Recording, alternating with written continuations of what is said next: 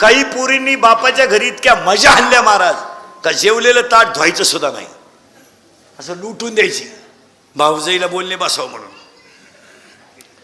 असा नवरा मिळाला तिला, कांदे लावायच्या टोळीची मुकादम झाली. हे तिचं काय प्रारंभ.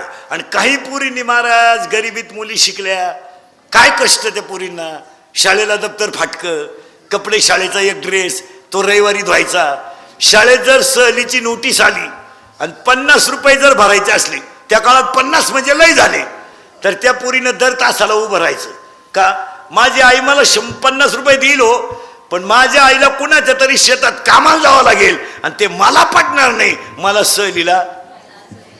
आणि ती पोरगी हुशार राहायची शाळेत, शिक्षकाची अपेक्षा अशी राहायची त्या मुलीनं सहलीला यावं, कारण शिक्षकाची अपेक्षा अशी होती ही मुलगी गरिबाच्या घरात शिकली पण विद्वान आहे, हिला पुढे भविष्यात चांगले दिवस येतील. आणि त्या मुलींना सहलीला पैसे नव्हते, त्या पोरींचं प्रारब्ध बदललं महाराज. असा नवरा मिळाला त्यांना का कमराला कपाटाच्या चाव्या आल्या आणि घरातले कारभार त्यांच्याकडे गेले. हे ज्याचं त्याचं प्रारब्ध. आता महिलांचा काय प्रॉब्लेम झाला माहिती का, हे सरकारनं त्यांना नको ते अधिकार दिले, त्यांचे मेंदू बिंदू काही चेक केले नाही, काही नाही, आणि ते नको तिथं नेऊन बसल्यामुळं सगळा बोंग्या झाला. आणि त्यांनी एकच दणका उठवला ह्या 2-4 वर्षापासून बायाने, आमच्यावर अन्याय, आमच्यावर अन्याय, आमच्यावर अन्याय. तुमच्यावर अन्याय काय आहे बा? पेपरवाल्यानं म्हणायचं महिलांवर अन्याय, पुढाऱ्यांनी म्हणायचं महिलांवर अन्याय, सरकारनं म्हणायचं महिलांवर अन्याय, पोलीस खात्यानं म्हणायचं महिला. तुमच्यावर खरा अन्याय आहे काय? तुम्ही सांग. ज्यांच्यावर खरा अन्याय ते शब्द बोला ना, आणि बोलले तर त्यांचं कोणी ऐका ना. काय अन्याय? महिला मंडळ, आता तुमच्या मुलासारखा आहे मी, 15 वर्षापासून सासूरवास हा शब्द सुद्धा राहिला नाही महाराज.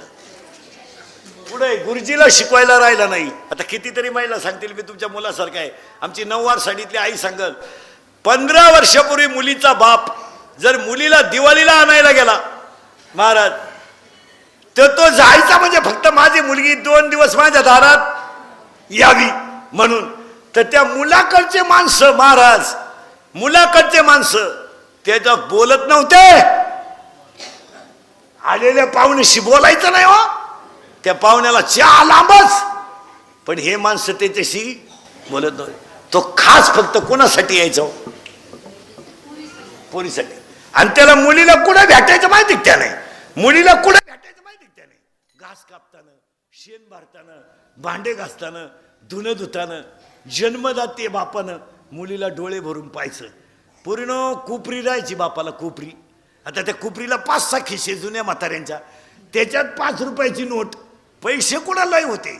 आणि तिला 3 गाड्या त्या नोटाला, आणि ती नोट कुठं ठेवेल? हातल्या खिशात. कोणाला द्यायची हो? पुरीला द्यायची. ती नोट काढायची माणसानं, त्या बापानं.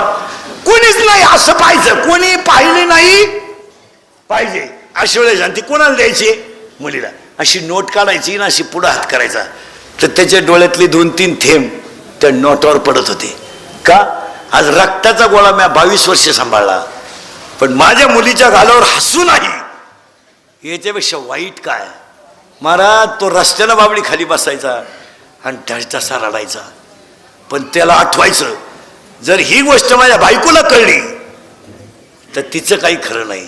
तो डोळ्यातला अश्रू दाबायचा आणि बायकोला म्हणायचा, मुलीचं चांगलं आहे. काय सासरू असेल तुम्हाला आज? आज त्या मुलीला मुलीच्या बापाला घरात चहा मिळत नव्हता. आज आम्ही कोटीचे बंगले बांधलेत, आमच्या बापांचा चहा तुम्ही बंद केलाय. म्हणलं तुम्हाला कोणी काही? महाराज, गावांमधले 70% श्रीमंत माणसं घरी चहा पित नाहीत. श्रीमंत हे कडक कपडेवाले इतके हलकट. हा, तुम्ही सकाळीच पहा ते हॉटेल पुढे बसलेत आणि गरीबाचे चहा प्याणार, गौंड्याची, सुताराची. तो गौंडी इटभर इटा रचाया जातोय आणि तो याला म्हणतो, दादा चहा घेता का? द्या बा. अरे काय आणि चहा पिताना हा दादा काय सांगतो माहितीये का, थोरल्यानं JCB घेतलाय, कान फाटी दिला पाहिजे 2000 काला घेतलाय जी, अरे तुला चहाला पैसे नाही काय, तुला खड्डा घ्यायला घेतला का? हो आता तुम्ही बोंबलत नका तो आमच्या वाढ नाही आमच्या वाढ नाही, आज वाघासारखे गडी पण बिबटे करून टाकले तुम्ही, बिबटे.